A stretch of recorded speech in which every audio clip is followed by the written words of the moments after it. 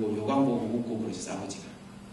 술만 취하면 이제 집 나간 어머니 생각에 뭐 이렇게 옛날 노래를 부르시고 막 그러셨어요. 그러셨는데 술이 취해가지고 동생을요 뭐 죽인다 그러면서 줄넘기로 목을 감는 거예요. 막 땡기는 거예요.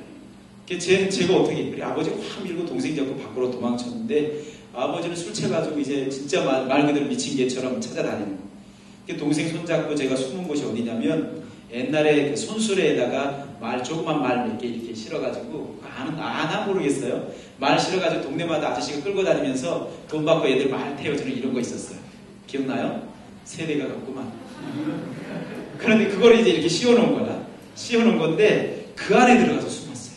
동생. 그 안에 들어가서 숨었는데 아버지는 잡으라고 소리 지르면서 동네 뛰어다니고 우리는 그 안에 숨었는데 제가 얼마나 두렵고 무섭겠어요. 그래서 제가 있는데 그게 상처가 됐는지 몰랐어요. 그러니까 치유 세미나를 하는데 내 안에 어떤 게 있었냐면 굉장히 소극적이었고요. 강도사, 부목사, 강도사 할 때도 마찬가지. 신학생 이럴 때도 마찬가지고 질문 하나 제대로 못했어요. 여자들 앞에서는 말 한마디 제대로 못했어요. 굉장히 소극적이고 두려움 많고 부정적이고 이랬는데 내적 치유 세미나 들어가는데 그때 모습이 떠오르는 거야. 이 손수리 안에 이런 천막 같은 거 치고 들어가서 벌벌 떨고 있는 눈이 진짜 이만해져가지고 무서워가지고 떨고 있는 저의 모습이 보이는 거예요. 그런데 옆에 그 안에 성령께서 예수님께서 함께 하신다는 그런 느낌을 받았어요. 내적 치유하면서 그런 환상을 보면서 그 안에 내가 하나님과 함께 예수님 성령님 그러면서 품어주시는 거예요. 그러면서 그 품 안에서 내가 잠든 모습을 보고 환상에서 깼어요. 사실 치유사역 들어갈 때 어떤 고난의 어떤 어려운 상황이 있을 때 이 평안하게 자는 모습 이것이 하나의 치유된 모습이다라고 얘기도 해요. 그래서 그런 모습으로 내가 치유되고 회복이 되면서 성품이 이렇게 변했어요. 적극적이고 활달하고 좋지 않아요? 제 성격이? 반응이 변해요. 하여튼 아직 변해야 될 부분들이 많이 있어요. 상처도 아직도 제 안에 치유되어져야 될 상처도 엄청나게 많이 있어요. 그런데도 불구하고 치유되어서 이 정도예요. 치유돼서 바라기는 성령님의 도움을 구하시기 바랍니다. 성령님만이 우리들의 상처받은 현장 속으로 우리를 데려갈 수가 있고 성령님만이 20년 전에 또는 10년 전에 상처받았던 그 현장 속에서 구하시면서 우리 상처받은 우리들을 치유해 주시고 회복해 주실 수가 있어요. 그래서 기도할 때 성령님 도와주십시오. 깨닫게 해주십시오. 라고 이렇게 기도할 수 있고 또 한 가지 이 상처들을 바라볼 때 상처를 상처로만 바라보면 안 되고 상처를 재해석해야 된다. 재해석. 이거 다른 말로 얘기하면 상처를 통해서 하나님께서 나를 향하신 그런 비전들을 우리들이 발견할 수 있어요. 나를 향하신 비전. 제가 어제 어떤 청년 만나서 얘기했는데 하여튼 나를 향한 비전들. 우리 한국교회에 유명한 목사님 한 분 계십니다. 정동석 교수님이라고 구원파 그 교주 오른팔로서 그 통역관을 했던 분이에요. 한국 대사관에 근무하면서. 그러다가 그 오대양 사건 나오면서 이분이 거기서 나오고 구원파가 잘못됐다는 것들을 세상 사람들에게 알리고 그래서 이 구원파에서 명예훼손죄로 해가지고 사람 고소하고 법정 투쟁하고 그래가지고 무죄 선고 받고 그러면서 생명의 위협도 많이 당하고 이랬는데 이분이 예수님 믿고 그리고 이단에 빠진 사람들에게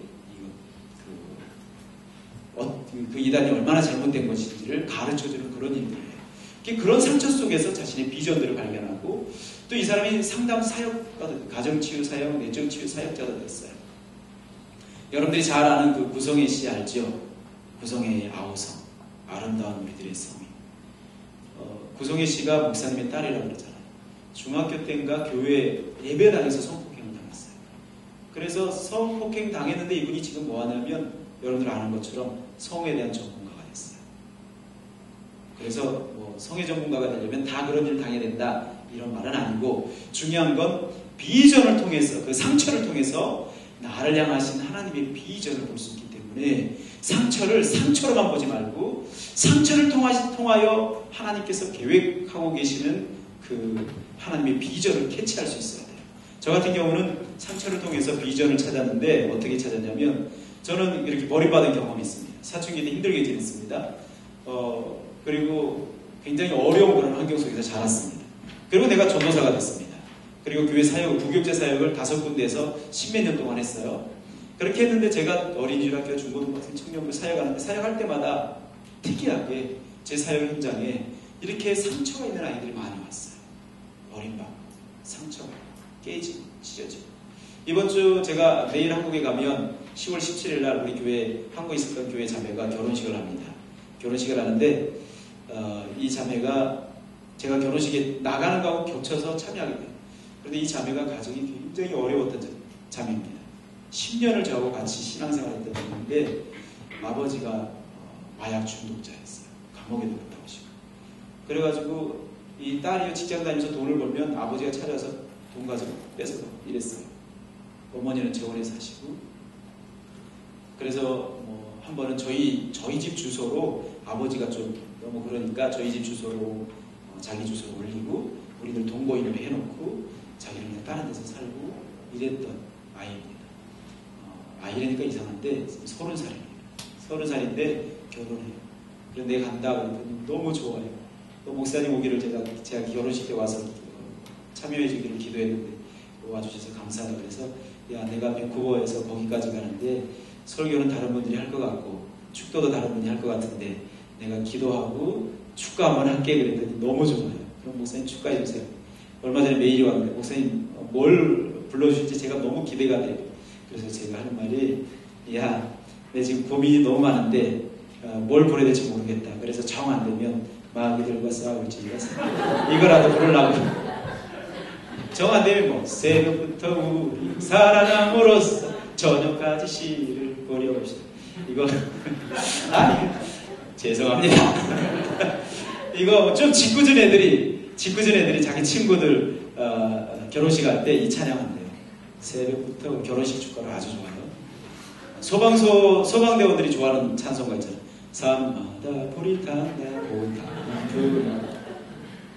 하여튼 그 친구가 결혼식을 해서 제가 가서 이제 축가를 해주고 기도해주고 그러려고 하는데 제 주변에 그런 아이들이 굉장히 많았어요.